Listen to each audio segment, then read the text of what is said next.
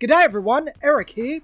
At MegaCon Orlando this past weekend, Hasbro announced and launched their 2025 HasLab, and I'm not sure anyone had this on their bingo card. Liokaiser from Transformers Victory. I think the expectations were either Primus or Gigatron, to go with Unicron or Omega Prime respectively, but nevertheless, it's still keeping up with the pattern of HasLabs being Transformers originating from an anime. Up right now on Hasbro Pulse, and over 40% funded as of writing, Liokaiser is a combiner team originating from 1989's Transformers Victory, an anime originally exclusive to Japan. The original 1989 toy was notable for its near total lack of combiner kibble, only the helmet being an accessory. The team is also notable for being one of the many unique play patterns of Generation 1, the Breast Force. A Breast Force member is a Transformer that comes with an animal companion that can either become a weapon or chest armor for the robot mode. Finally, the team is much like Raiden and Devastator, where it is comprised of 6 members and they all have a set place in the combination. Priced at $300 USD, the HasLab Liokaiser set takes the original, sizes it up considerably with each member now being at Voyager scale, and updates it to modern design sensibility with all the articulation that entails. The price point has been a bit contentious, but with 6 Voyager-sized toys, what amounts to 6 Battle Masters, and the first stretch goal being another one of each, I don't think it's unfairly priced at all. Remember, the final price is determined by multiple factors, most notably being what the factory charges Hasbro per item, an amount that scales downwards per piece as Hasbro orders a higher volume from the factory. As someone who has contacted a factory in China before for a quote, those numbers make perfect sense. You save a lot. I'd wager the first stretch goal is exactly what the team at Hasbro wanted to produce in the first place, and the initial offering is the item being cost cut in accordance to what the factory charges for 10,000 units. Whoa, stop the clock. Just before I recorded this, Liokaiser went up on Zing Pop Culture for the Australian market, priced at 549 Australian dollars. At Zing, Voyager's retail at 60 Australian, giving the set a base value of 360 Australian. Zing never stocked Battle Masters, but given this is Zing, they would have been priced at 13 Australian. This gives us an additional 78 Australian dollars for a total of 438 Australian dollars. As I just mentioned though, the first goal is more than likely what the team wants to produce, while the base is what they can cut costs down to. An additional Voyager and Battle Master brings it up to 511 Australian dollars, so a ticket price of 549 Australian doesn't feel like bad value at all. As for the set itself, it's fine. The individual robots don't look that much better than Combiner Wars toy. They have ankles and wrists, as to be expected of a 2025 toy, but they also have less going on than a Combiner Wars toy. They don't have to achieve 4 modes, as each member only goes in one specific place for the combined Liokaiser form. They're also very simple toys that don't improve on the originals in ways they probably should. The original toys were very much the next evolution of combiners, but they were also very small toys, about the size of a Scramble City limb. This means they all had very simple conversions, even for the day.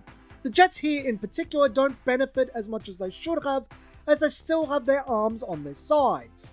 The new set does nothing to address this. Liokaiser, the F-14, cops it the worst, as at least with Hellbat and Skyhawk, the arms aren't so conspicuous. But with all 3 jet toys, it's clearly a robot underneath a jet. Accurate to the original toys, sure, but it looks dated. I would expect more, not only of a toy from 2025, but a toy at the Voyager size and price point. Kill Bison is also worth singling out. They changed the entire turret section of the anti-aircraft tank, and somehow it manages to look worse than the original toy. The central tank body is the wrong shape too. I don't know why these changes were made, but Kill Bison as a whole looks unfinished, and it's not accurate to either the anime or the original toy. It actually looks like a knockoff. Speaking of knockoffs, I've had a Liokaiser bootleg for many years now, and of the set, Jaguar was my favourite. Just a nice little black buggy with rockets on the back. He also makes the perfect segue into Liokaiser himself, as the combined form makes compromises the original toy didn't, and they all relate to him. As I said earlier, the only accessory the original toy had was a helmet to put over Liozak's head for Liokaiser. Everything else was built into the original toys. This is not true for HasLab Liokaiser. While the hands and feet are still built in, I believe the helmet is still an accessory. The set has an additional component. The entire crotch and upper thighs are an additional accessory for Jaguar that looks absolutely ridiculous in vehicle mode. More than that though, it greatly diminishes how much Jaguar is in Liokaiser, resulting in this absurdity where he's just hanging out the back. Yes, you are intended to turn the head around and things do fold up better, but it's still very obviously just forming a bit of density to the waist and a backpack. He's just kind of there, and the accessory feels like they couldn't figure out a way to get the thighs into Kill Bison and Drill Horn. The original toy had Jaguar's head coming out the back too, and the front of the car formed a backpack, but more of Jaguar was used in the original Liokaiser. You also have to look at that toy through a 1989 lens, while you look at the HasLab toy through a 2025 lens. I think it could have been better, especially with each member being at the Voyager scale. This accessory would have also increased the cost of the set to produce, so going back to my earlier point on price, it's not unfair at all, not in the slightest. The final thing worth mentioning about this set is the inclusion of a 7th member from the Victory anime should the campaign reach 13,000 units, Death Cobra. A Cobra-themed robot that turns into a green hind helicopter, Death Cobra was an anime original character with no toy that became an additional arm or shoulder-mounted cannon for Liokaiser. And this is what the new toy does too. Death Cobra, like the rest of the set, is fine. A very simple toy by modern standards, but I like the deco. I'll give it that. I have no doubts the campaign will reach the goal, so I think his inclusion is a given, and I believe the further stretch goals of the Nunchaku and stands will reach theirs too. Transformers and G.I. Joe fans are pretty good at supporting their HasLabs.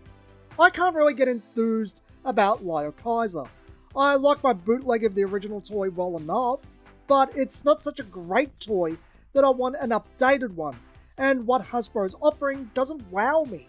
HasLab Liokaiser is at the very least cheating less than Iron Factory's take on the character, but looking at how close these toys are to the originals, and with the Voyager scale, I don't feel like the size is being taken advantage of.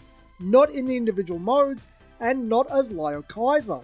Maybe the accessory is needed for modern articulation, but it does feel like a downgrade when the lack of accessories was the original toy's claim to fame. Then you have how Jaguar is used in the combined form, and it's comical. But most of all, it's a boring toy. HasLab Liokaiser is quite literally just the original toy updated, and that's fine. But if you aren't some type of completionist, I'm not entirely sure what the appeal is. The individual robot modes were incredibly simple, and still are. None of them are must-haves on their own merits. While the built-in nature of the original toy was unique once upon a time, it's quaint now. Just a cleaned-up Devastator or Raiden. With Victory and its Omnidub being regional, I can't imagine many are fond of the characters either. In a way, Liokaiser is actually the perfect HasLab. Much better than Omega Prime or even Star Saber.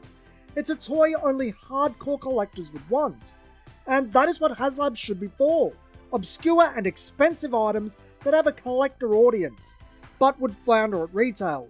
If you enjoyed today's video, be sure to like and subscribe for more Transformers content. It helps out a lot. Till next time friends, this has been Eric from Toys Down Under, and thanks for watching.